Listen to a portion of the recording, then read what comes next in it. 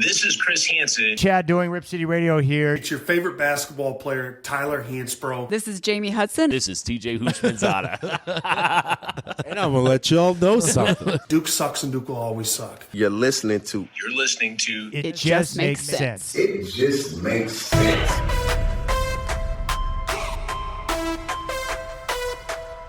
We are sports. We are nostalgia. We are pop culture. And we're funny sometimes. I think overall we're just a good time. They thought we couldn't do it. But guess what? We're back. Podcasts are free, and we can do whatever the hell we want. Yeah. We never knew what we were doing in the first place. Yeah, that is a good point. The only people with a problem with that are people like you, or think that it means more. It's watching a fucking It did basketball mean game. more. Get off his fucking jock. I'm dude. not. Peter, you've been on his saying- jock for years.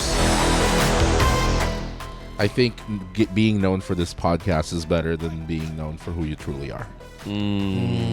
Wow. Dang. That was a little mean. I don't know about that one, Miguel. That was a little mean. Ouch. That was a burn and a You're half. sorry. Who are we Speaking of to losing, call people out on losing bets, okay? We suck at betting. And remember, don't be afraid to fade yourself.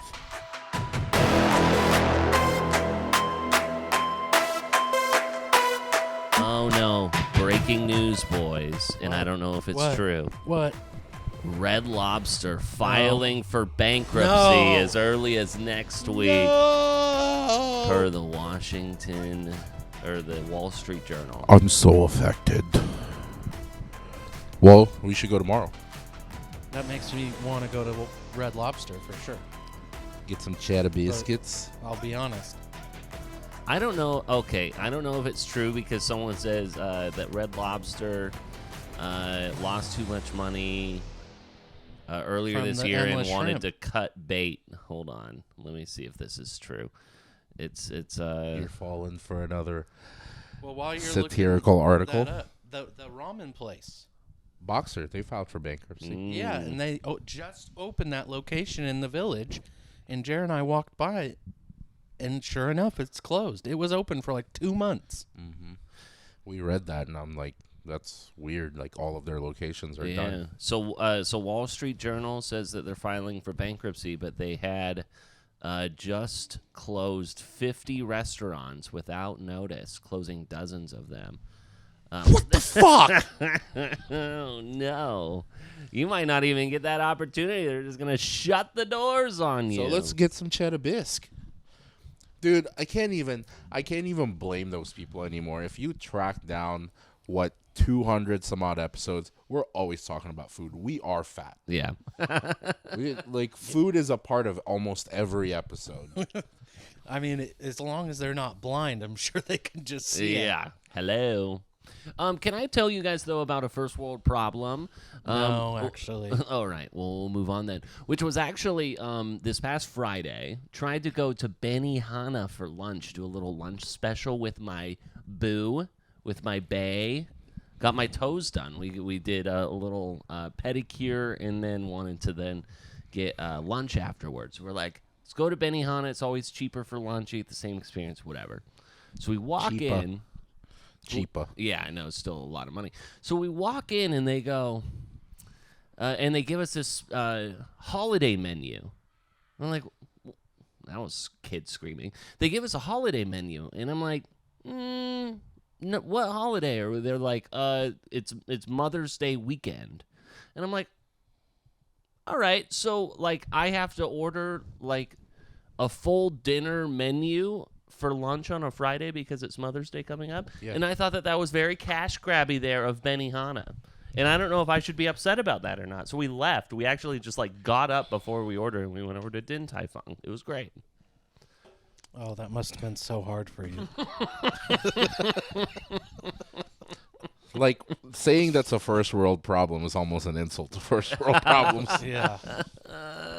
That's an insult to the middle class. Yeah. So that was I was like outraged over it. I was like, what do you mean? The inner Karen of you is just looks for things to be mad about. Listen, I got okie doke. I have a very contentious love-hate relationship with Benihana, mostly hate. My wife absolutely loves Benihana, but every time I go, it took me a while to figure out what I wanted to eat there, so then I finally found my thing. And now you're cash grabby here on a Mother's Day weekend. I will honor... So I assume the menu was more expensive. Yeah. Not the less expensive. Correct. Yeah, so you go there for lunch, and you get basically the same thing for, Yeah. a discount. And they were like, no, you have to... Pay more. You have to pay more. You have to pay the dinner rate at lunch. I'm like, not going to do that. You asked for that, though. You moved to Lake Oswego. That's the I life that did, you yeah. fucking lead They now. knew. Also, when I was in Salt Lake City, when I was on the NBA circuit, we tried to go to Benihana. It was when my wife traveled with me.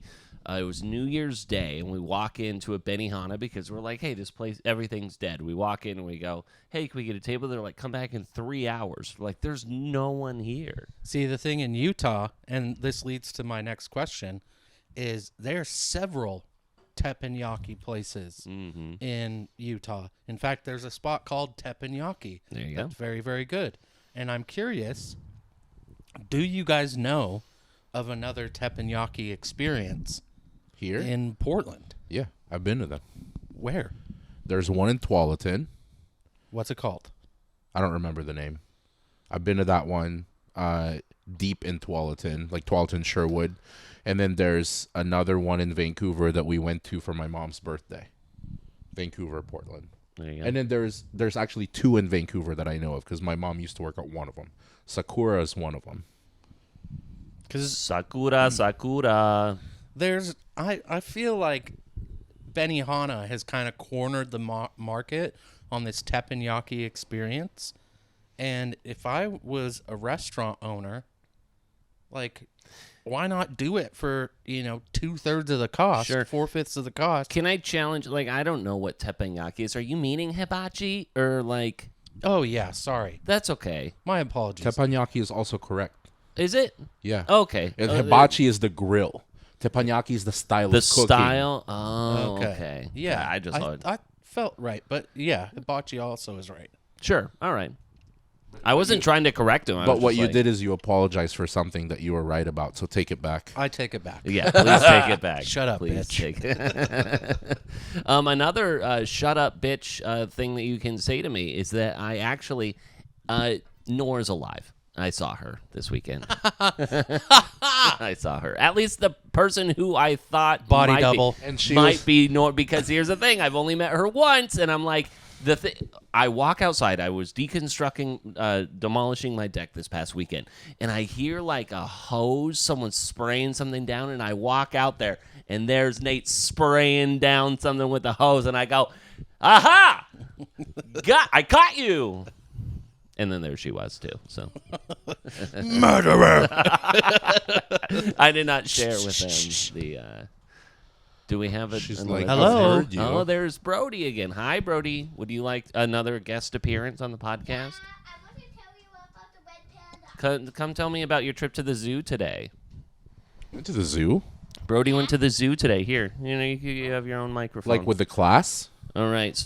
So Brody went to the zoo today, correct? Yeah, And what did you see? What was your favorite animal that you saw today? the red panda. The red panda. Were you surprised that you got to see the red panda? Yeah, Why did you like the red panda so much? cause I learned about it what from Wildcats. You learned a lot from Wildcrats. Yeah, And What's so, the red panda's name? did it have a name? yeah. I just call it a red panda. You just called it the red panda. What other animals did you see? The cheetah. The cheetah. Did it run at all? It was sleeping. It was sleeping. It was a grown-up one. A grown-up one. And did you see a giraffe? Yeah. How about elephants? Yep. Africa. Africa. Ever heard of it? Africa. Ever heard of it? Shout out Africa. Shout out all of our Mahalo, listeners Africa. in Africa, bro. Yeah, what it do? Right? That's awesome. So they weren't Asian elephants, they were African elephants. Yeah. Do you know how to tell an African elephant from an Asian elephant?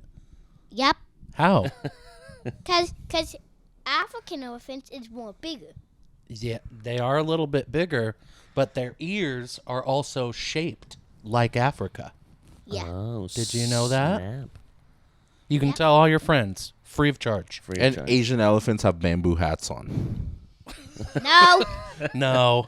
Do you have any animal fun facts that you would like to tell us that you learned on Wildcrats? They are in the family of Wuwade. One more time. Arula Day? What's a rule a day? We're going to have to do some research on that. Yeah, we will. We'll get back to you. The red panda is the only living member of that family. Oh, gotcha. All right. Wow. The only living member of that family. And there's only a few thousand left in the wild. Oh, wow. So they're all like orphans, huh? Yep. Wow. What are we going to do about that? Seems like some red pandas need to. Would you like to adopt one? Oh, that would be pretty sweet. Awesome. If you Talk could to your mom. adopt one animal from the zoo, what would it be? I will feed it bamboo. You would feed it bamboo. You want the They red eat panda. Because they eat short bamboo. They eat short bamboo. How much? You were telling me this. We honestly had to look this up. He was telling us that pandas. How much bamboo do they eat in a day? I can tell you about giant pandas. Yeah. Tell me how much they eat in a day. Bamboo. Do you remember how many pounds Line. you told me? 88. 88 pounds of bamboo a day. That is unbelievable. Yeah. I honestly, when he told me that, I had to look it up. And he said that unsolicited. He didn't need a coach here. Stagecoach? Yeah, so. How many pounds of bamboo do you eat a day? No bamboo. Oh, that's surprising. He's just filled with chicken sandwiches and apples. 88 pounds of them? Yep. Yep, lots of it. Love it. All right. Who do you think should be the next quarterback to be paid? I'm going to give you names. Tua, Jordan Love, Trevor Lawrence, or Brock Purdy. Which one of those guys should get paid first? Brock Purdy. Brock Purdy. You would All pick the right. white kinda quarterback. Peter brainwashing. All right. Good night, Bean. I love you. I don't know if you've... Thank you, Brody. That Good was night, Brody. wonderful. That's very insightful. Yeah. Yes, it was. I don't know if you've noticed, but every time... Well, the two times he's come on and you've come on, the podcast, you've given him these multiple choice answers, and he always just picks the last answer. Mm-hmm. That's probably wise.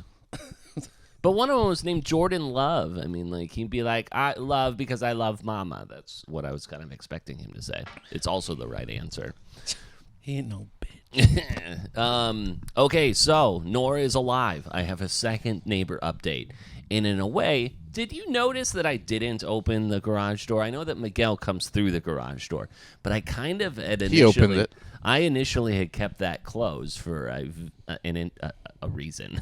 Well, why don't you tell us that reason? And the thing is that I am going to be confronted again with this because we possibly have a new listener, and it is one of our neighbors. And Like listening right now? Possibly. So Where the fuck are they hiding? Did they walk by? they have walked by. They are night walkers, not like night walkers in like a zombie way, but just like in a To be determined. Yeah. And so I met a neighbor last night as I was getting out of my car. His name was Rob. Lives down the street. He's been here for about 13 years. Rob, very nice man. I actually didn't remember that he was in this neighborhood, so I kind of cut him off on my way into it. I was like, oh, shoot, now he's walking towards me. He was a very nice guy. And so we're chatting for a little bit, and then he goes, hey, what are you filming in your garage there? Mostly porn. Oh, God, see, this is a problem. This is a problem because now Rob is going to be possibly listening to this because he goes, oh, yeah. And I was like, oh, yeah, I do a sports entertainment podcast, and, it's a small operation, but we have fun doing it, blah, blah, blah. And he goes, got a YouTube channel? Oh, no, Rob. And I go, I do, Rob.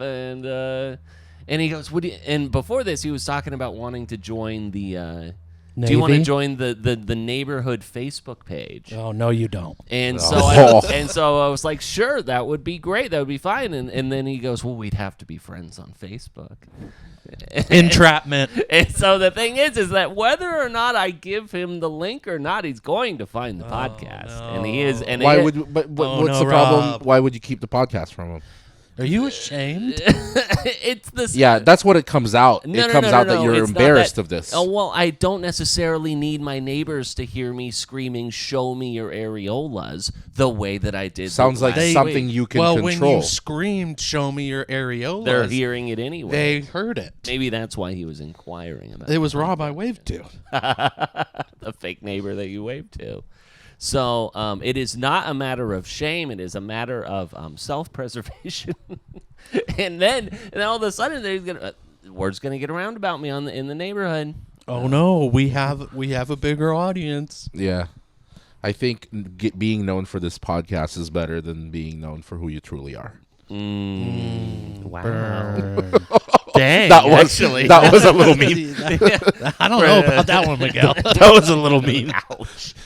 Say, That was a say burn and a you're half. sorry. Things, yeah. Say you're sorry. All right, you got to join the group. You got to join the Facebook neighborhood watch. Say you're sorry. My gosh. That was I like mean. you I apologize. For That's who you fine. are, Peter. I mean, it was a convenient. It was Except I convenient, would change a few things. but you know, it rolled off so easily.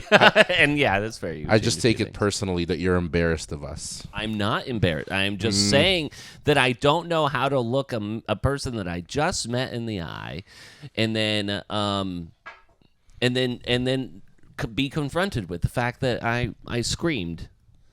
And see, now I just had another neighbor walk You by, just gotta and stop- I can't. you gotta stop screaming and inappropriate show things. me your areolas. Yes, I can't do that. I think that comes, like Miguel said, it really comes back to you and lack of a self-control. That's on you. Yeah, I can't keep a secret. I've got no self-control.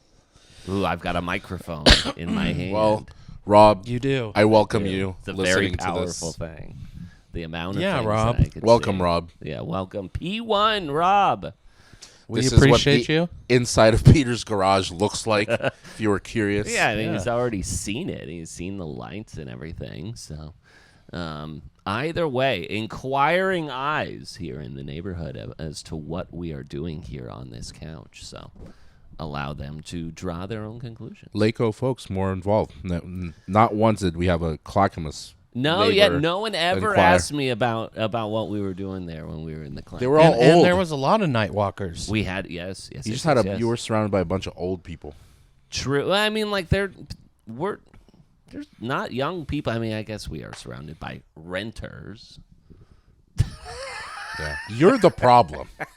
You are the problem. Renters. Bunch of young renters. He really gets off on being a condescending prick. It is funny to him. I know. I'm curious to see how Peter will treat me after. Not that he treats me in a negative way, but I can only imagine After you're a homeowner. Yeah, all the of a sudden respect you're I going to be will show blowing you. me. It's not gonna be respect right away. It's gonna be, you don't know what a fucking French drain is. It's gonna start that way. And then he's gonna. Do you know what a French drain Yes. is? All right. Well, Yes, and then we've done and then this already. you're gonna look. And then What bit, Pete? and then you're gonna show him your house, and you're gonna be completely content with how your house looks. But he's gonna go, well, this could be a good project. This could be a good project. Basically, stripping your house of what you're satisfied with and turning it into a gutted piece of shit. Yeah. Oh, you can change this.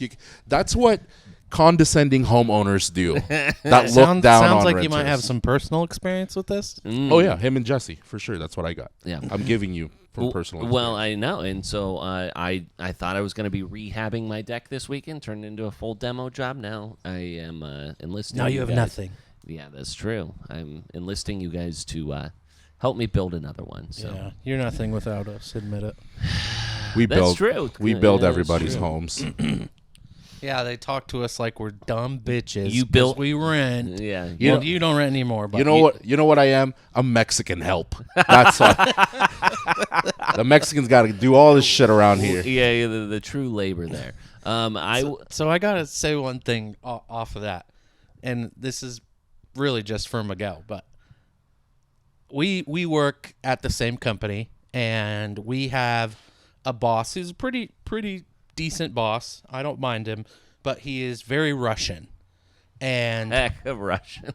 and he's very direct, and he sometimes says things that it's like, oh, okay, like I think maybe because second English is second language that maybe you don't get the context of what you're saying. Right, yeah, words get a little lost in translation. Yeah. there. Yeah, sure. And His tone could mean something different. and it's to some not people. even his tone, because what I'm referring to is like he said something.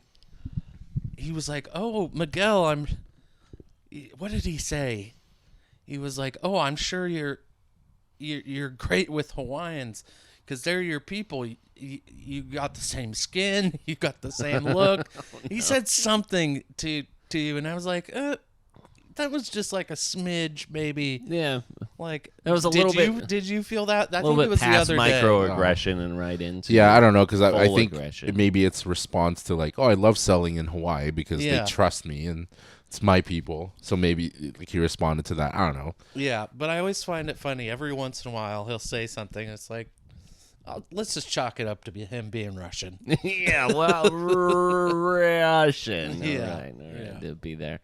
Braxton, you recently got a haircut, and you look great. Yeah, thank you. The one thing that I kind of noticed, and I don't think I've really noticed, the gray patch on your beard is very pronounced at this point. And I don't know if it's just does it get like that when it grows out, or are you just entering a new phase of You notice it more when maturity. it's When he's grown not out. dyeing it. Yeah, I've been dyeing it too. Have you really? It's just a one day, like, it looks like one of those eyelash things. Oh, Mascara. sure. Yeah. And it's just a one day thing. Like I did that for our engagement photos. Uh-huh. I respect that, but I think that the But when nice... it grows out, you notice it more because there's more. It used to be like 12 strands of hair, and now it's a fucking skull full in there. patch. I respect it. I like it. It looks good on you. Actually. Before you know it, it's gonna be all gray. Do you think that like you're gonna have like a full gray beard and just like a dark head of hair, I or don't you know. got a lot going? I guess you have a lot going. I've on. always I had think gray you'll hair go up here. Salt and pepper. Yeah. Yeah, I'm kind of looking forward to the salt and pepper. 'Cause, you're like, a ginger. You're not getting salt and pepper. You're just paprika Yeah, and yours just get brighter red. okay, salt and paprika. cayenne. Yeah, you're cayenne. Salt and cayenne. But Maybe on top- curing salt. yeah, nothing's curing that. I guess we're all taking shots at each other today, so why not? Sure, why not? Why not? But no, like my dad has incredible salt and pepper hair, and he's 71. So if I can get to that point and still have some dark left in my hair, I'll be a happy camper. Yeah, I've gotten like the short end of the stick on a lot of genetics. Flat feet, terrible like teeth, whatever. Yeah, but you got a full head of hair. Yeah, but the hair. That was exactly where I was going Yeah. with it. Is that the hair is See, still like there? grays and everything else is so minuscule compared to bald. bald. Yeah. It's not even bald. I'm fine with bald, but I can't imagine dealing with a receding hairline. Yeah. And then having to come to terms with what you're gonna do Like, with that. Oh, gosh. especially when it's in an awkward stage where you're like, man, this shit just keeps going further and further back. Thinner and then thinner, you have yeah. to make a decision. I'm like, okay, I could like cover this up, style it a different way, or just fucking go home. Just like go full on big it. Right, because some guys, I mean, we've seen this in the NBA. Like, what I think that when like Derek White did it for the Celtics, we're like, His is whoa. up here. Yeah, but it was like, whoa, you just like got rid of it really quickly. Some guys, let Yeah, it and what's the, LeBron, spray on your hair type of thing. what's But what's the white dude who was on the? Is Alex Caruso? Alex Caruso is on. He's got the Bulls Mr. Burns now. shit. Well, maybe he's Yeah. on someone else now. Yeah, but he was on the Lakers. He went to the Bulls. yeah. Yeah. He had some bad balding, and he thought that just the headband would solve the problem for a while, and no, it didn't. You know who's going through it right now, actually, and he just got hurt for the Magic. Jalen Suggs. Jalen Suggs, the Gonzaga standout. I I don't know. Like people were giving him a hard time very recently about his hairline and he's how like, he should let it go. 21. Yeah. You know, there was a debate that was brought up recently by Austin Rivers on First Take or some ESPN debate show, and he said, and it's probably something we've touched on before, but I want to bring it up again if we have. Sure. How do you think that there is more professional basketball players that could immediately convert, let's say with like a month preparation, and convert to the NFL, or more NFL players that could convert with a month preparation to the NBA? Right. So this is off of the Austin Rivers bit, right, where he was talking. Yeah, that's what I said, right? Austin Rivers. I mean, Okay. I was also trying to look for Jalen Suggs' terrible hairline. Yes. And the reason that he got brought up is, he reminded me of this, is I took a look at Jalen Suggs' high school quarterback stats. Good God, that dude was amazing. He was a QB? Yes. Nice. So I think, so a football player to basketball or a basketball player to football. I would think that it's probably easier for a basketball. I think that's tougher. No, the question is there more basketball players or more football players that could convert? How many of could Sure. switch? Okay, got it. So You can also, I mean, obviously we're talking about pros, but you can also base that answer off of if you played both sports in high school. So, like, my opinion would be it was so much easier to go from basketball season to start training for football than it was going from football to basketball. And why is that? Because the conditioning. The thing with football is every play, you have about 10 to 20 seconds of rest. Sure. Before you have to go again. Now, obviously, I didn't play receiver. Those guys are running full speed. It might be a little bit different, but they're also in better shape. But in basketball, you're running and moving the entire time. So conditioning-wise, I'm going to side with it's much easier for the athletes in the NBA to go to football. And yes, the hits are different because you get the wind knocked out of you. That's a different story. But you can take a Shaq, and he can play line. He's got good footwork. He's strong enough. He could play O-line and might not be a fucking Pro Bowler, but, he could do it. You could take a LeBron. He could play tight end. A lot of these guys, Iverson, incredible high school quarterback.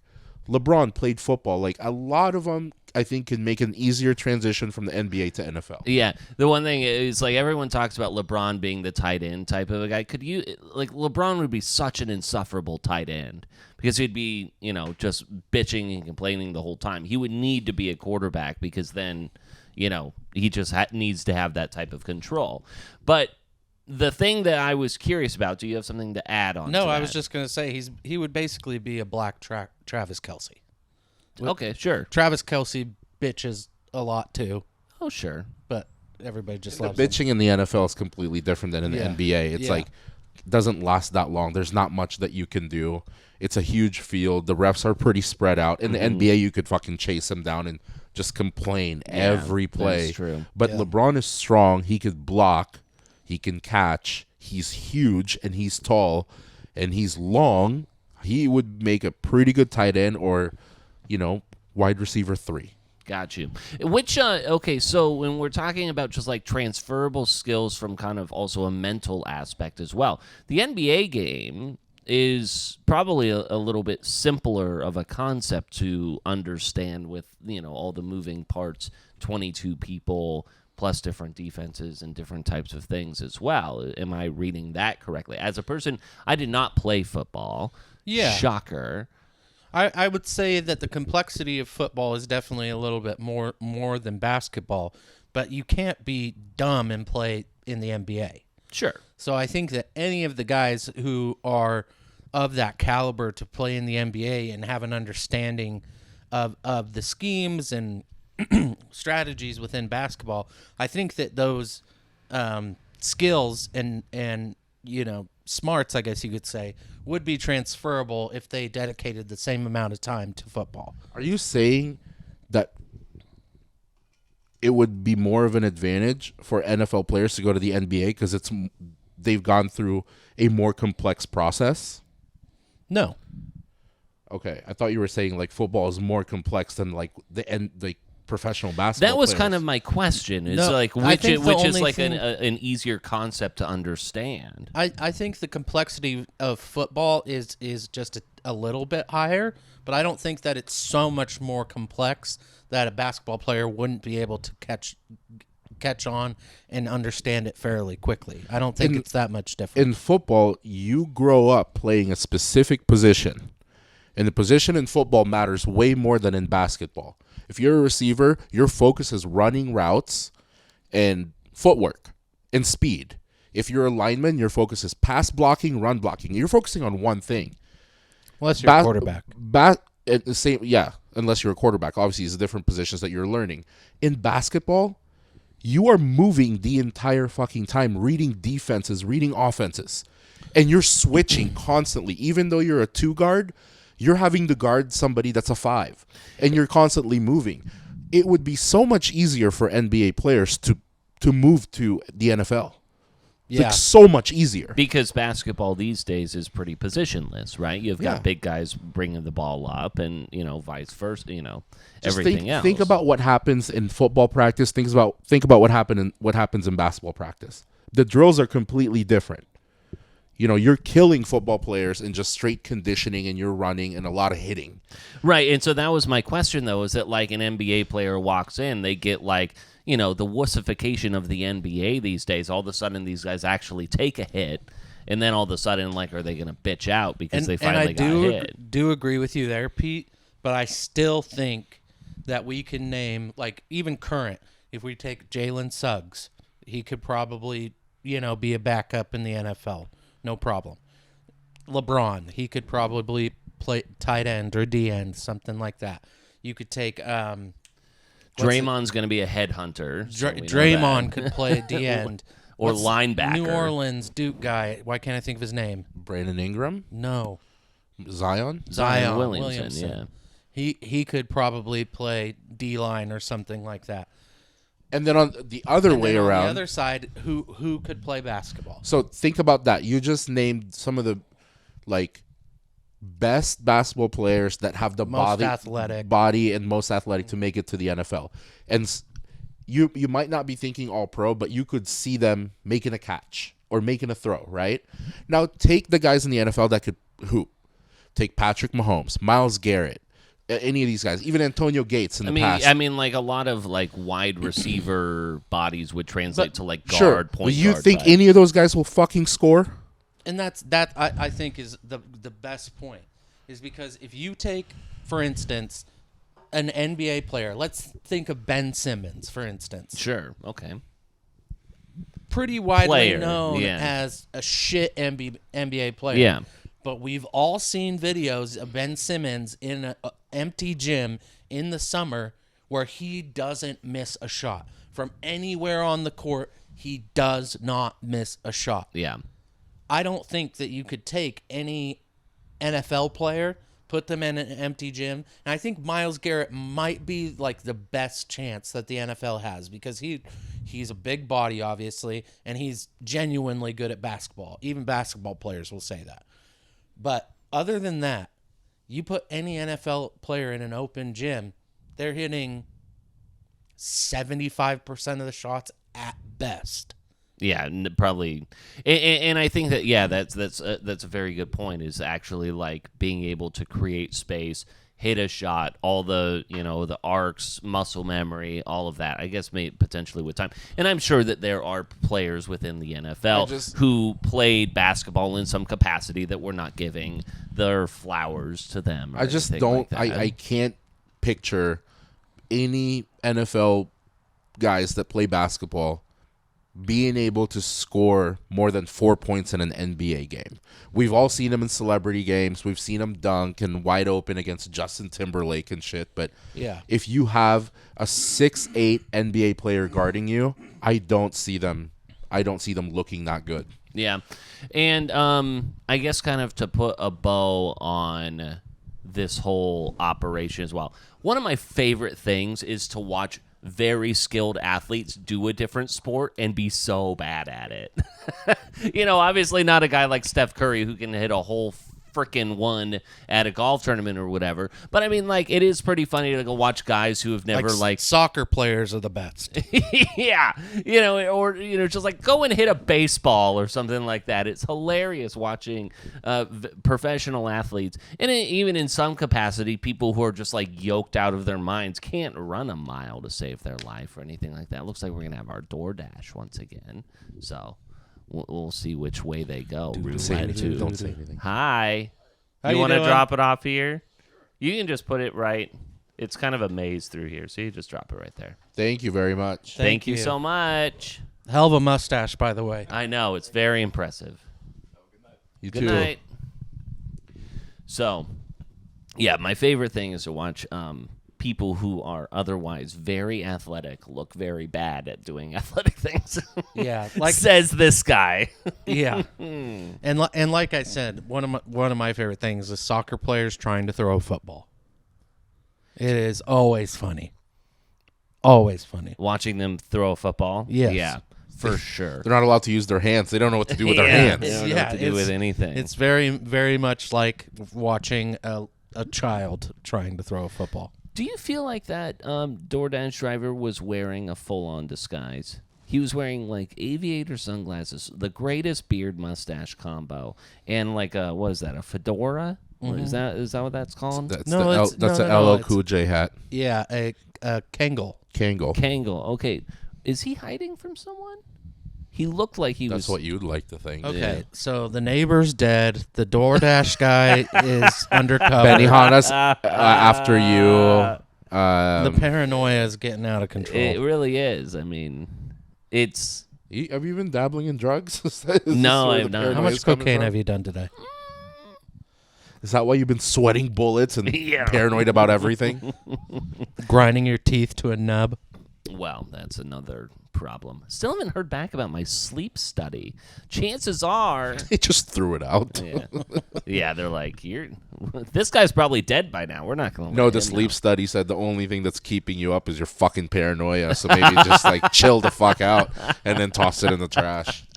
That's true. That's true. Do you guys want to start NBA or NFL?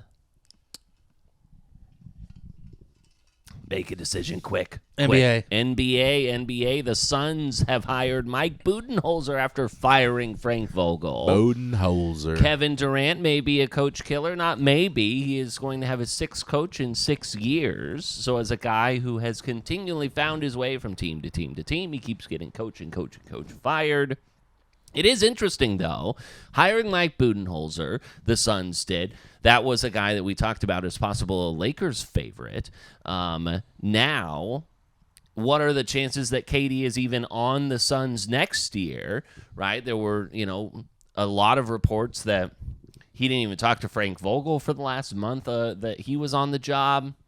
Anything of that nature. And when you look at the contracts, you're not going to dump Devin Booker. You can't trade Bradley Beal because of his no-trade clause. They have no picks until like 2030. The only way to get that back is to deal KD, in my opinion. I mean, let's look at the history of the NBA. It's not... Whenever you have a star player and a coach and things don't go your way, the star player never gets the boot. Because you're not going to get rid of LeBron James or Kevin Durant. There's only been, 4 coaches, maybe 5 in the history of the league where you would look at the player because you're not getting rid of that fucking coach. Mm-hmm. That's Phil Jackson, Red Auerbach, Greg Popovich, Jerry Sloan, maybe. Mm-hmm. You're talking about pro basketball. Professional basketball. Yeah. And then, Probably, I don't know, like Don Nelson. Because George Karl was kind of... Or like Larry Brown or something like Pat that. Riley, maybe. and probably Warriors coach. Now Steve Kerr. Yeah. But it's like, you're going to have a rotation of coaches because you're not going to look at Booker or Durant or any star player. You're not going to get rid of them first before you do a coach. It is a player-driven league, and this whole Suns demise, it's not the coach or the players. It's the fucking owner. The new guy. Since he took over, he decided, hey, we have a handful of first picks. What are we gonna do with these first round draft picks? We're gonna give them all up, and we're gonna get Kevin Durant. He wanted to super team it right away. And then who do you want to get next after Kevin Durant? Well, let's get rid of 3 first-round draft picks, a second round, and a third round, and let's get Bradley Beal. Embattled, injured Bradley who's Beal. never proven anything, who sat out in most playoff series. Who is a redundant player on your team, by the way. And it's and you didn't and you wanted him to play point guard, which was not his natural position. Yeah. Which showed as your Achilles heel in the playoffs that you didn't have a point guard. For I sure. mean, that owner does not know what the fuck he's doing. There's our neighbor, Emily, with her foster dog, in addition to The that one next that's door supposed here? to be dead. No. That's Emily. This one. Yeah, and Doug. Oh, that's the one you want to have. No, like, don't do that. You want to Don't do that. Swap wives? I did not say that. How What's dare you? that guys. called? Why can't I think of words? Swinger? Swinger. Well, that's funny because Rob, being the leader of the neighborhood, can see this, and now he's going to relay this information to the Facebook Rob, group. tell him. How dare you? It'd be so awkward if all of a sudden they start asking about the podcast and you're spitting lies. I'm sorry. I was joking. Maybe. He's not joking. Don't you dare. I have so much ammo on you right now. Do you? I don't know. Maybe. Do you? Oh, that's a bad move. You're bringing that up to possibly use. Oh, That's man. What, that he wants to be a homeowner? No, we know that's not. Petey. Exactly. I was just about to say something. Oh, yeah. I brought this up when Jordan was here. But you know who has a lot of picks and would love to have KD on their team? Back to the Thunder. The Thundy. And the Thunder not doing so well in the playoffs. They might need a veteran type of guy. And what a full circle operation that would be. Well, and I think I said this when Jordan was here. When I could get a word in edgewise. KD has had a kind of up and down career in the eyes of the fans. And, some would call it tumultuous with all the changing. Do his championships really mean anything when he was at the Warriors? If he went back to OKC, and I know Miguel hates this take, but if he went back to OKC and won a championship with that young team, I think, excuse me, his legacy would, that would be a huge uptick to the legacy of KD. I'm going to say this before, because I know you just looked it up. Yeah. Before you correct yourself, it could not be more obvious that you don't watch basketball at all. Because you just said the Thunder are struggling, and it's a 2-2 series. Right. And you just pulled it up. They were staring down a 3-1 deficit. It's 2-2. Right. So you haven't watched any of the games? I didn't watch that series. I thought that they were going to lose that game. No, they came back. They were down 10 last night. So, But and it was because they couldn't hit their damn free throws, the Mavericks there. So. But I think it is clear, and I'll eat my words if I'm wrong, but the Thunder are not going to win the championship this year. They're doing a great job. But the thing is that young nucleus, there's just no way that KD going back on that team, he would ruin that team. He would ruin that team. You have to also understand how you're positioning certain players. Like the Thunder accepting Kevin Durant back means they're getting rid of Shea, which will never happen. Why? You're not going to be able to keep both. But it's a positionless league, right? I'm not talking about the positions they're playing. I'm talking about you're not going to be able to get Kevin Durant back and keep Shea. Why not? I mean, they would probably have to go with a younger talent plus picks. Is money? That's the reason? Yeah, picks. Like, there's no way. Like, Kevin Durant's not on a decline. He's still the guy averaged 28 points per game. Whoever you're dealing with is not gonna be like, oh yeah, just give us a bunch of future picks. They're gonna want someone established. I disagree. I mean, it's like when you're looking at like where the team is, the team needs picks right now. I think that they would be fine with 5 first-rounders. And the Thunder have it. And the Thunder have that. Give us 5 first-rounders for... How about this? Let's make a bet. give me 5-1. Oh, God. Because I know this is a reach. I don't even know where this is going. But if I'll do a $20 bet, 5-1, if for KD going to the Thunder. When? By This season? in the I'm not going to offseason. give you more than this off Yeah, like season. within the off season, within the next year. So this off season. Yeah. Okay, I'll take that bet. Yes, gambling. I haven't seen this out of Braxton in a while. I love it. Put it on the ledge. I'm making money, baby. Put it on the ledge. It's not happening. There's just no way that's going to happen. Yeah, well. When you think about another guy who may be on a different team, LeBron James showing up there in Cleveland just the other night With a bottle of wine. with his own bottle of wine, I'm sure. And this is the same type of shit that he did when he was threatening the Heat with his free agency and such, and it did turn out that he went back to. That's just one that I don't see, though. I don't know. Like, that to me was just So like, this is isn't- tired. Isn't the tired draft like shtick. about to happen? The draft lottery happened. We're going to talk about that next. Okay. No, the draft isn't until after the season's over. Yeah, so There's the lottery then. right. So the draft. So thoughts on LeBron showing up in Cleveland courtside during the playoffs and what it means, because nothing he does. The is only coincidence. people with a problem with that are people like you, or think that it means more. It's watching a fucking It did basketball mean game. more. It did mean more The previously. fact that he's from that area and he went to a fucking basketball the game. last time he did that, when he was on the Heat, he was sending a Get message. off his fucking jock. I'm dude. not getting. I'm not on his jock for one. Peter, you've I'm been on just his saying- jock for years, I and then you're gonna be on his love kid's jock, I don't love his jock. and then you're gonna be on his kid's jock. Oh, this kid's failing. Oh Fuck yeah, this LeBron 19-year-old. decided he's going to stay in the draft. That's a dumb move. So the idea is that LeBron doesn't do anything by mistake. He shows up in the same kind of context in which he was on the Heat, and there he is sitting courtside, again, sending a type of message. I don't know exactly what it is, but it's to the Lakers about either a head coach or his free agency or something. It's not coincidence. I will agree with Pete on one thing. I do think that LeBron is a very measured person. Calculated individual. He does things for a purpose. Now, the meaning behind it, I don't necessarily agree with Pete. I don't necessarily know. Yeah, maybe he was promoting his wine last night or Yes. whatever the hell he was drinking. But I don't think it was just for fun. You know what I mean? No. I think you do. You do. You're just being difficult. You are just being a contrarian. You sure are. So when people disagree with you, they're being contrarians. They really cannot you just fully refuse- disagree no, with you you. just refuse to accept. It is not common for guys like that to show up to his hometown team like that That's also during the playoffs. That's also kind of the definition of a contrarian is somebody who disagrees.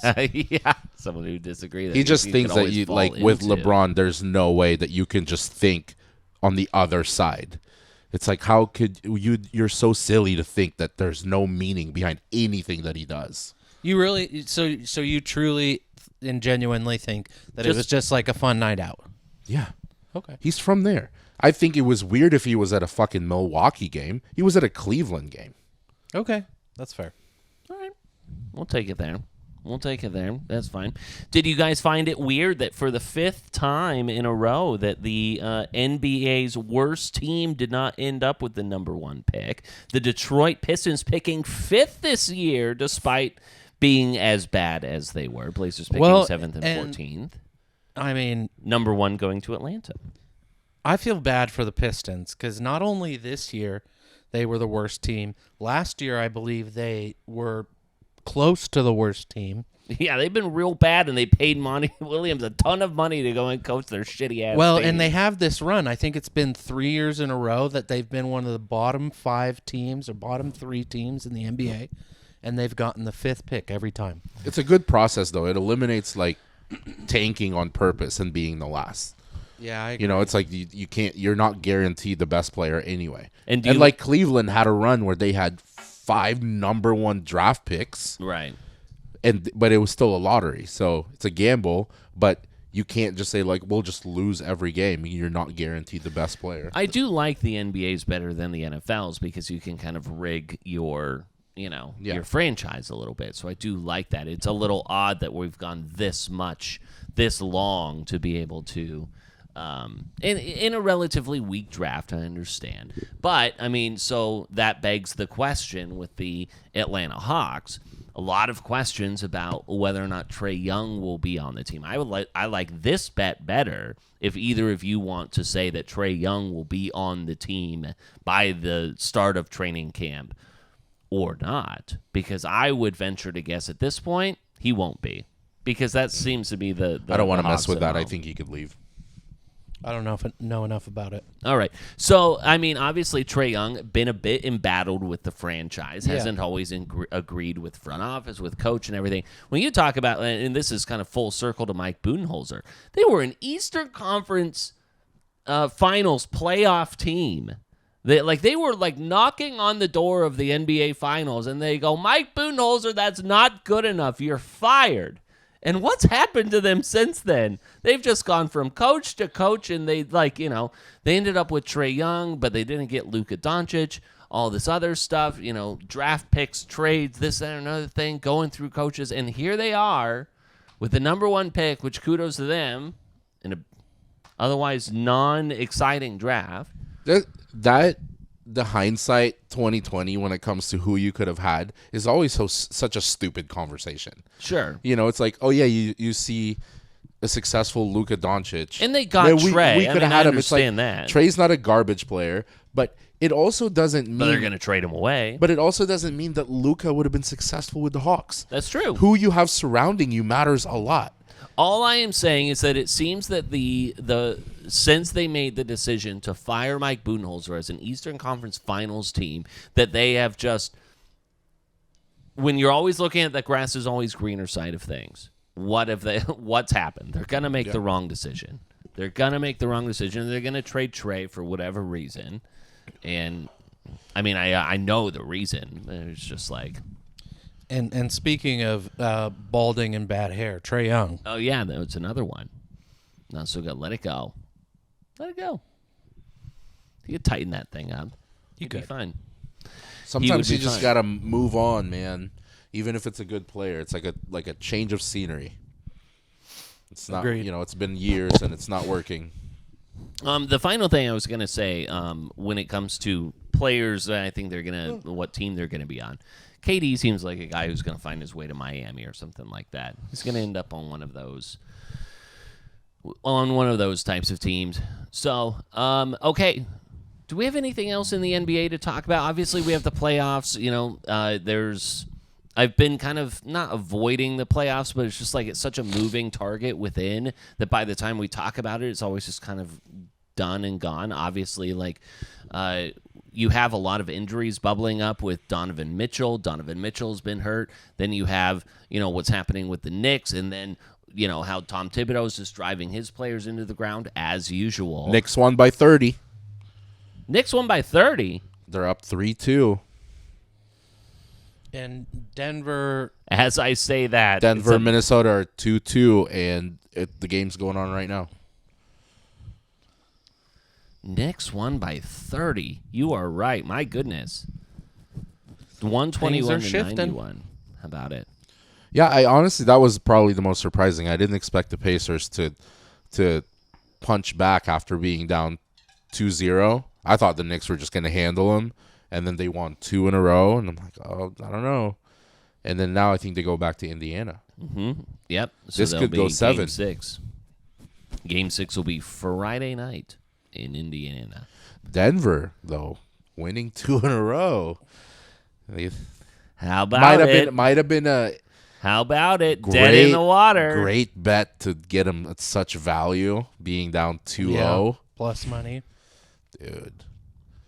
And here they were. You just can't knock them out. I mean, there was a series, especially. I mean, there was that very popular play that happened where Jamal Murray hits that shot right in front of the TNT broadcast booth. That got a lot of attention. But the one that really caught my eye was a series that Joker had where he gets doubled by Cat and Rudy, and then he dishes it to Aaron Gordon under the basket, and then he is able to facilitate throughout that. It was incredible, the attention that he was able to draw. And then again, we're looking at Game 5, and that game is in progress as we record. So Good times. He's so much. Joker is so much fun to watch because you're not watching a freak athlete. You're watching like outside of his height, you're watching a really normal looking guy just completely dominate in all aspects of the game, and his like court vision and his IQ is so high, and it's so incredibly fucking good that 10 assists is nothing. Like, he can do 10 assists in one half. He just finds everyone. He can shoot, and every shot they don't look like they're going in.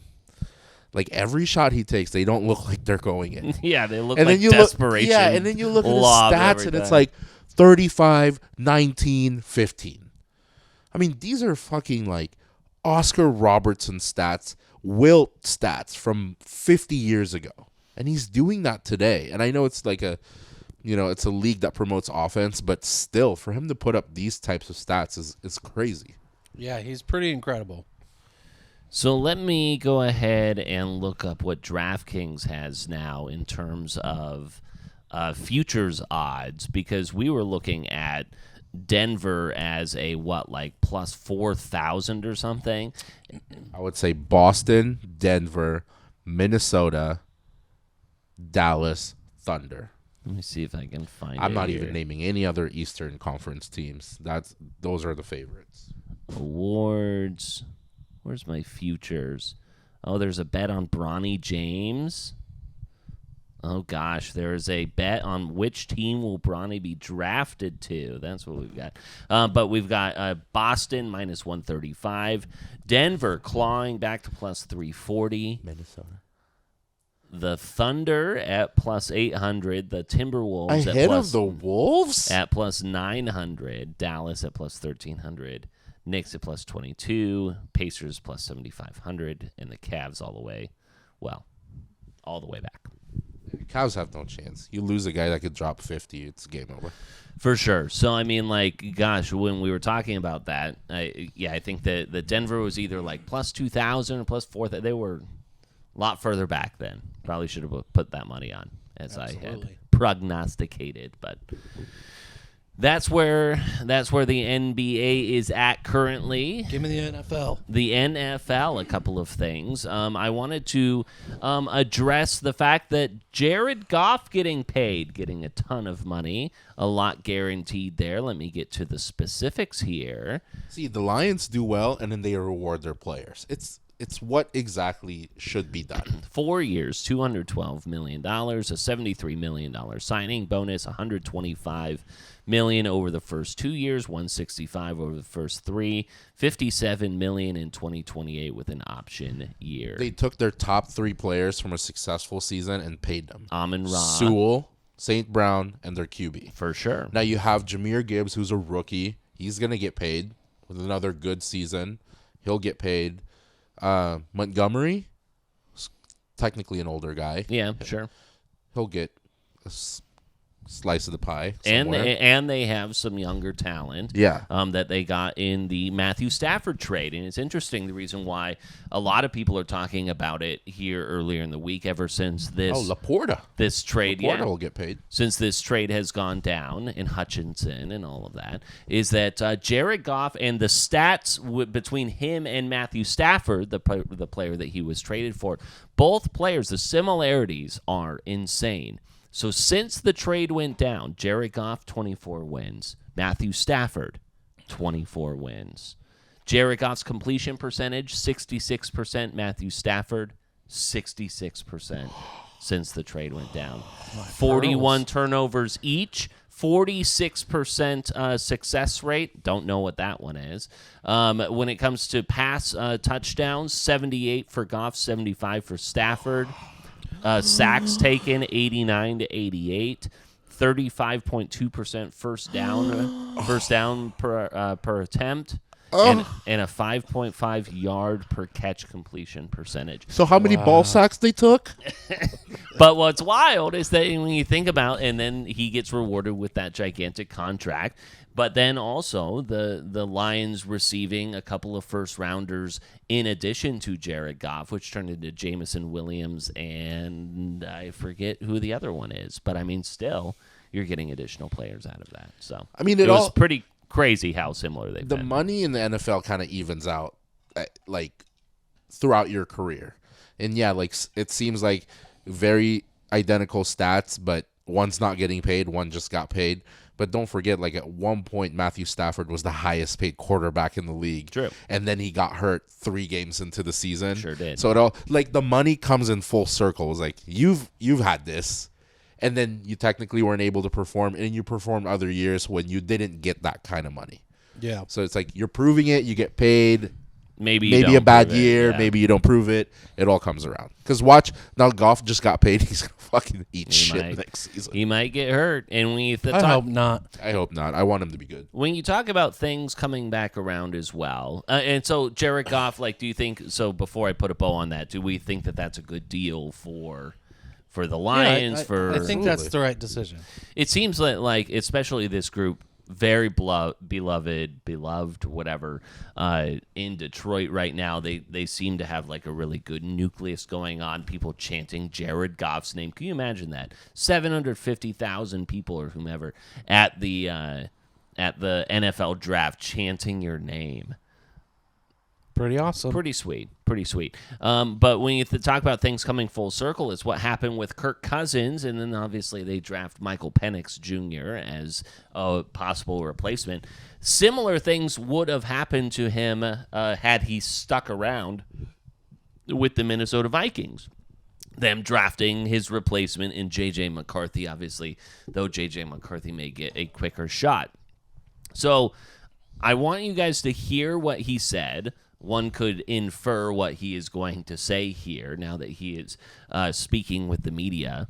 But then I kind of want to get your take about just like in general what you think that Kirk Cousins should have done ultimately when it came to his decision. I don't really deal in hypotheticals. You know, we could go down that path for a long time in a lot of ways. It just doesn't do us any good. So, you know, I'm excited for this opportunity to have. I think it's a real privilege to be a quarterback for the Atlanta Falcons, and I'm trying to make good on the opportunity they've given me with the way I work each day and the way we play this fall. So very diplomatic there from that was a lot Kirky. of nothing. Yeah, very just like I'm excited. That's to an be expected here. response out of somebody like him. Yeah, out of a very vanilla person. And what else is he going to say? You Right, know? yeah. What else is he going to say? What else is he going to do? Here's the fact of the matter. Kirk Cousins, good quarterback. I think we can all agree on that. Good, not great. Good quarterback. Right. The numbers will validate good, not great, if not pretty average. We'll stick with good. Sure. Does Kirk get injured? History has shown. Yeah, coming off an Achilles injury. History has shown. Kirk, he's going to get injured. Is he getting any younger? No. For the organization, this is a smart decision. I don't think that they have any intent of looking at Penix as a starting option this year. I think the organization, they want Kirk to perform, be healthy, take them on a playoff run. If they can get close to a Super Bowl, they want Kirk to do it.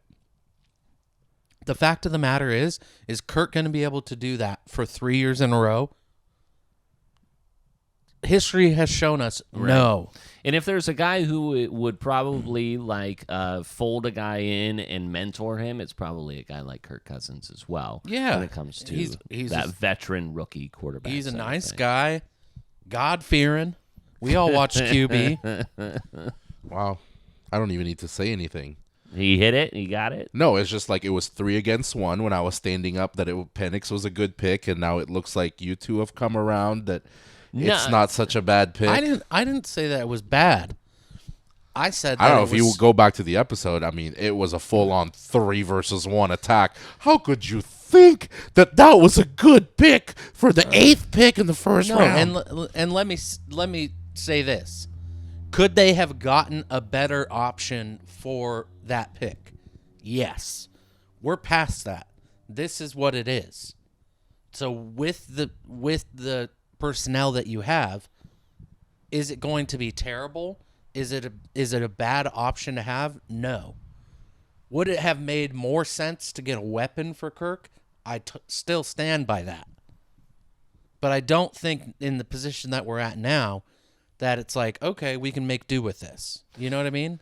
I still think it was incredibly dumb, but I understand the rationale. I get what Braxton's saying. I still think it was a very dumb move when it comes to the optics of it, that you have to commit to the guy. That you have to commit to the guy. You gave him $180 million. Yeah, but there's nothing wrong with having a plan B. It's like, just because you made a giant financial commitment, it's like, no more plan B. We don't need a plan B.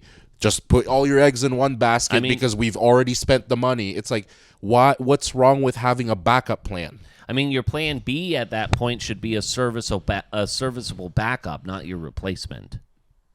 Sounds like they got a pretty good plan B to me. They do have a good plan B, and they have a replacement, so you are right in that. A quick thing, there was a story that had come out when we were talking about nurturing quarterbacks and veteran versus rookie. The story that came out earlier this week, or I guess through the weekend, with Justin Fields in the 2021 quarterback room with Big Dick Nick as well, and just how non-receptive it sounded like Justin Fields was to any sort of mentorship or anything like that. There was a lot of Justin Fields slander this past weekend, where a lot of people, I guess like an anonymous Bears coach was saying, just look at his eyes, he's so lost, he has no idea what he's doing. It felt like convenient timing is what it felt like, regardless of what's true or not. It was just like, the last thing that a guy who's been through the Bears organization needs is slander. You've been through fucking hell in the league already, being a part of that organization, that coaching staff, that ownership. The last thing people need to do is fucking kick you while you're down. Right. Yeah, it's like, what did you actually do for him to make him better or anything like that? But I thought that was... What they did is they are giving the opportunity and the weapons that they should have given to Justin Fields. They're giving it to Caleb Williams, an unproven rookie quarterback. And then as soon as Caleb Williams proves them right, they're going to be like, we made a great fucking decision. Look at us. We're geniuses. We're smart. As soon as he fails them, it's going to be, who are they going to point the fingers to? Caleb Williams. And then they're going to get rid of him, or find a way to get rid of them, and then the circus continues. Yeah, the carousel of coaches and quarterbacks will continue. The carousel of quarterbacks to get paid continues with, obviously we talked about Jared Goff, but then that started, like, who else will get paid in the offseason? It does seem that there are a few. Obviously, like, I feel like Dak Prescott is in kind of a world of his own because it sounds like he's going to get taken care of and all this other stuff, blah, blah, blah. It always seems that Dak Prescott is like a cat with 9 lives, where he always ends up with like a way better Jerry's it's always idiot. next contract. Yeah, it's always next year. A way better contract. They're than holding maybe he on to that deserves. guy for way too long. So Jerry's a fucking moron. So you have Jordan Love, Brock Purdy, Tua Tagovailoa, and Trevor Lawrence all up for the possibility of payment. Which guy would you lean into the most, and which guy would you absolutely not? I think they all deserve to get paid, but my number one would probably be Jordan Love. To pay. Yeah, I think Jordan Love showed that you have a guy who took the back seat as a backup quarterback, proved that he learned, that he took that shit seriously, and then when it was time for him to take over, performed. Yeah. I think he deserves every penny that's coming his way. No one expected anything out of Green Bay last year. Right. And he took them how far? Yeah. And he had the stats to prove it. Yeah, and he did that with, who was his best wide receiver? Watson, who was hurt half the year. But we were hearing about Romeo Doubs and everybody else. Like, he didn't have any elite wide receivers. He made it happen. Sure. Yeah. Yeah, I agree. He definitely deserves some attention. And I think Brock Purdy is also a pretty obvious answer. I mean, he's took his team or at least played in 2 NFC championships back to back. You know, I vying for a Super Bowl. Yep. Yep. I think if you don't, you know, especially with all the headlines we've heard of how much he is getting paid, you know, right, in the next couple years, for sure. we all could make the money that Brock Purdy was in his contract. Yeah, it's true. Here last year, so I think Brock Purdy should definitely be on that list. He deserves it. I think a more interesting question to pose is, what would be kind of a shitty move? Which quarterback, if not paid, would be a pretty shitty thing to do? And I think it's Purdy. I think he's shown you enough to, if you don't pay him, it's like, what are you? How do you view Then him? you're just taking advantage of Yeah, it. it's like, because you're just a game manager, because you're a serviceable court, because you're surrounded by stars. Who gives a fuck? It doesn't mean that everyone else could step into his shoes and do exactly what he's been doing.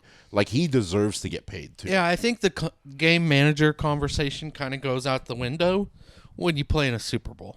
Sure. You know what I mean? When you were a very realistic chance to be an MVP, if not just an MVP finalist type. Yeah. I think repeating it, I think taking your team pretty far over and over gets rid of that conversation, because there are quarterbacks who's won the Super Bowl who are looked at as game managers.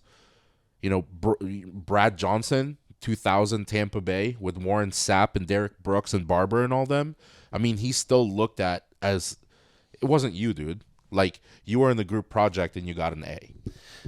But I don't like that. I'm not saying I agree with it, but it's like, if you are constantly taking your team to the conference championships or to the Super Bowl, that washes out that game manager conversation. Agreed. I mean, obviously, the fact of where he was drafted is going to work against him. And when we look at the guys who are remaining, it's unfair, right? Because obviously, like, his payment to this point has gotten a lot of attention. When we, again, talking about Tua, top 10 pick, top 5 pick, Trevor Lawrence, first overall pick. And then who was the other one I said? Jordan Love. Jordan Love was a first rounder, late first round, I believe. But, I mean, still was within, all first round top 10 guys, top 1 guys. And so it's like, how much are they going to utilize that against him? They shouldn't. It's unfair. Look at the stats. Look at what has happened with the team. But then again, San Francisco's counter argument is like, we could make this work with anyone. Yeah, that would be bullshit, though, because that's like looking at someone. You should be happy with this amount because you were just getting paid minimum wage. Right, yeah. So you should be happy with $40,000 a year because you're getting paid minimum wage. Right, yeah. This is so much more than you had before. Yeah, you shouldn't expect 6 figures. Like, that would be bullshit if that's how they treated it. Right, and that's always like, it's always, and it's good that these guys and hopefully the agents are like insulating a little bit about like what is actually being discussed, because it's like, like when you come and buy a house or you do all of this, like you're always just like dishing up the biggest bad stuff again. I bought this house just recently and I love this house, but it had its things and it has its things, and here I was negotiating against myself to get the best deal possible. Obviously, I get like 30-40 grand in concessions on this house, but like, I was cool with it no matter what, right? I was just trying to get the best deal. But it's good that you kind of have like an agent or whomever to kind of like do that on your behalf, because it, like, again, like a guy like Lamar Jackson or whomever who's like negotiating as their own agent, it's like, damn, like you gotta. Isn't that what your realtor does? That's what I mean. That's what his point is. That's what my point is that like you have to hear you have to have that middleman, because it's just like, dang, like you have to hear. That's what makes the negotiation so much more complicated, I feel. But yeah, the only person who you named that is kind of like, maybe, not to say that they shouldn't get paid, but maybe they shouldn't get like a max contract or whatever, is possibly Tua. And that was the one that kind of kept going for me. Obviously, like, we're a year removed from his very serious injuries, head injuries. He's like, I don't know how serious it was whenever he was talking about like the possibility of retirement, and now we're saying we're going to pay him long term. It's like, I don't know how things go if all of a sudden he gets into a career-ending injury again, and how that money shakes off. Does it come off the books or anything like that? It's just kind of like a liability. I don't know though, because like, I don't think the way we think about stuff is not how you approach as an owner, someone who's actually paying them. You can't always approach these deals or like paying a player with hypotheticals. Possible injuries. I know that you got to think about every single detail, but I don't think any of those players that you mentioned, any 4 of them, fall on the list of undeserving of any type of contract. Agreed. The quarterback position in the league, it proves to you every single year how important it is. What happened when Tua went out? I mean, we went from looking at the Dolphins as a possible Super Bowl contender to fucking nothing. It's so important to have that position, and if you have a player that's worth paying, you pay them. Because injuries are part of the fucking game anyway. Sure. But you can't sit there and think, what if? I don't know if you should pay them because what if they get hurt? Right. You just have to deal with it. Do you want a Tua or do you want a Nick Foles? Because it's a world of difference in your record. Yeah, one's a Super Bowl winner. Yeah. Big Dick Nick. Yeah. Oh gosh. Okay, so if we're looking at like what these guys should get paid, and kind of using either a Kirk Cousins in the offseason at 180, you've got Jared Goff at 212. Like, what is Trevor Lawrence, who is, again, hasn't proven anything? He had some tumultuous times there at the beginning with Urban Meyer. I wouldn't say that he hasn't proven anything. The guy was a number 1 draft pick and then had to deal with Urban Meyer and basically flush that franchise down the drain while he's there. Yeah. Which could have easily killed anyone else. But Trevor he fucking rose from the ashes and became the quarterback we were expecting him to be. He did overcome where other guys weren't. That would have kicked a lot of guys out of the league.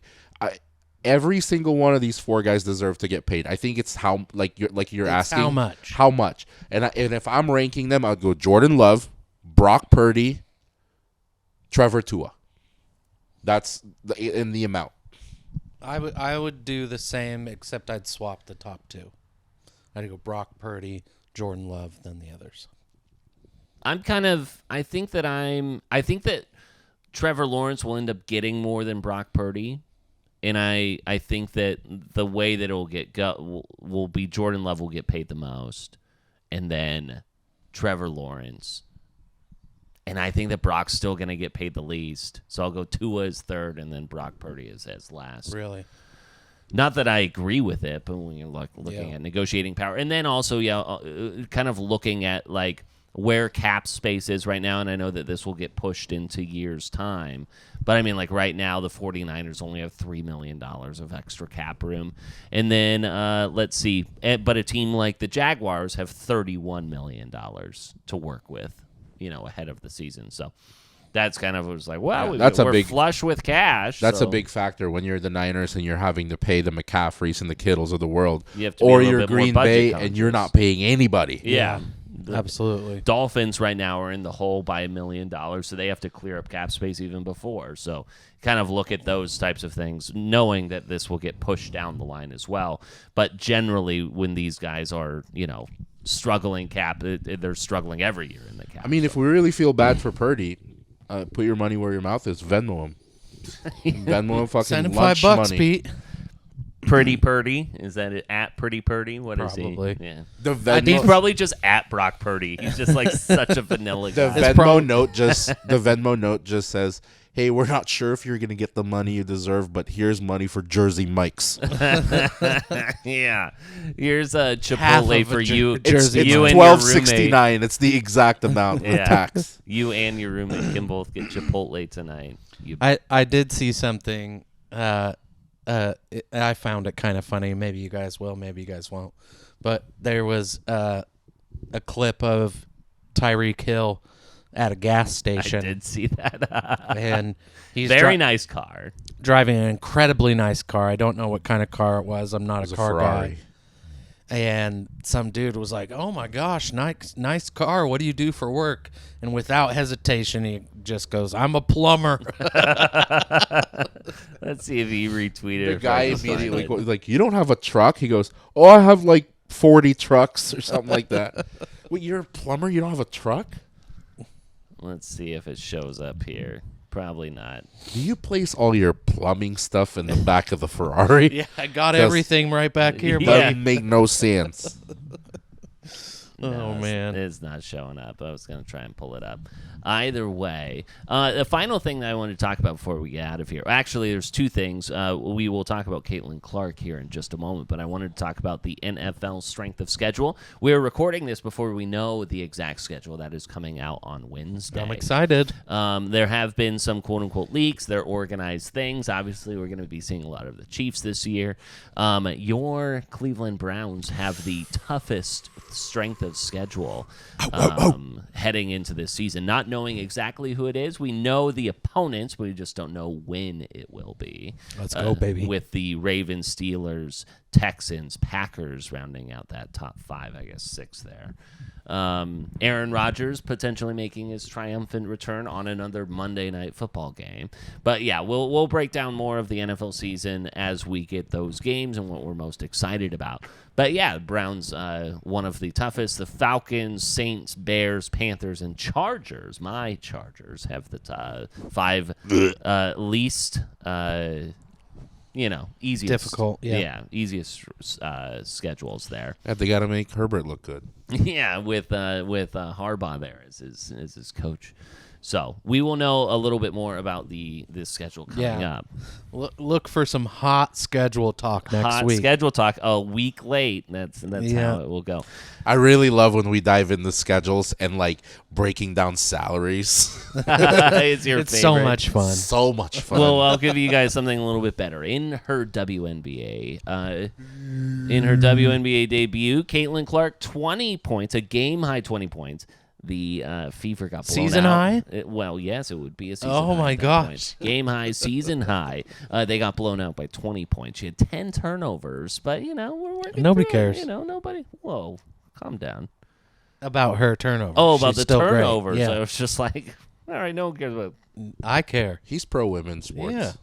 I love Caitlin. My apologies there. But, yes, the any overreaction to Caitlin Clark is the same way that people watch Wemby play his first game or his second game and be like, oh, I don't know if we made the right choice. Wemby looked like absolute dog shit during Summer League. It was not good. He even admitted how just unprepared he felt in that. She's going to be fine. She is going to be electric. In fact, I would love to find a time to go watch her play in Seattle or wherever. Sure, yeah. We'll look that up. Maybe it'll cross-pollinate there where we are going to a concert potentially up in Seattle. Absolutely, that would be fun. It was nice to see the videos of WNBA teams on charter planes finally. So thanks to Caitlin Clark. Yeah. And Angel Reese and everybody else. Yeah. But yeah, so way too early on Caitlin Clark, but despite the fact she still scores 20 points in that debut. She's also the reason why going to WNBA games won't be as cheap as it used to be. That's true. I think that you had a ticket in the door was over $100. I've had 4 seats for $60 before. Yeah. Let's see. Felt like Jack Nicholson. How else? Let's see. 60 bills.